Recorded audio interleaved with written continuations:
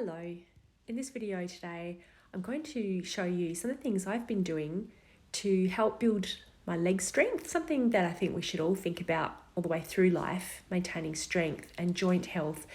In this one today, particularly ankles and knees I'll focus on, but it also takes care of strength around the hip because it all has to work together in concert.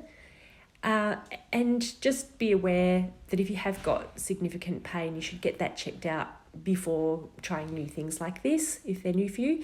But they're quite safe. I'll take you through progressions so you can build up gradually. First, a muscle group we often don't think about, the shin muscles or anterior tibials.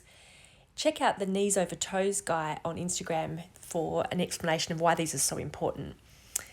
But they decelerate the leg when we run and jump, so they're really key.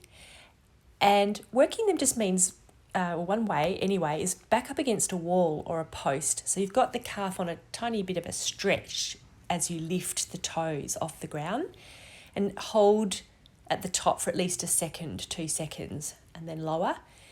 If it's a little bit hard to do very many in a row, you can walk the feet back in towards the wall, and that will just take the stretch off a little bit, make it a little bit easier. But aim to get a set of 20 to 25 repetitions, and you'll get a good burn at the front of the leg to know that those muscles have worked hard.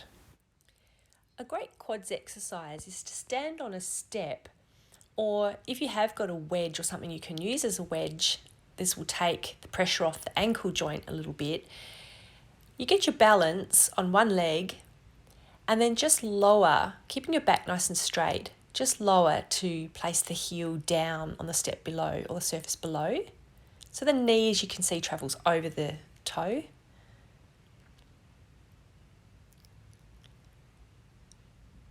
As I say, you don't need a wedge, but it takes the stress off the ankle that you're standing on. You can do this on a step and just see if you've got nothing going on with your ankle, you may not need to use a wedge.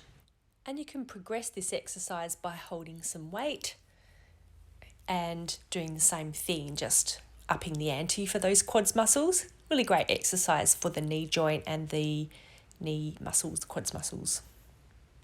Just remember that the slower you move, the harder the exercise becomes.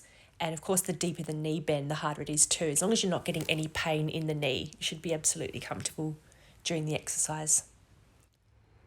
If you want to progress the depth of your knee bend, find yourself a drop or a large step where you've got room to drop the heel down really low. Keep the back straight. Have something nearby for balance to use with your hand in case you need it. And push up through the heel of the foot you're standing on. That is really key to recruit the muscles around the hip, the glutes, which you need, as well as those quads to push strongly back up. Try this lunge exercise to work the quads.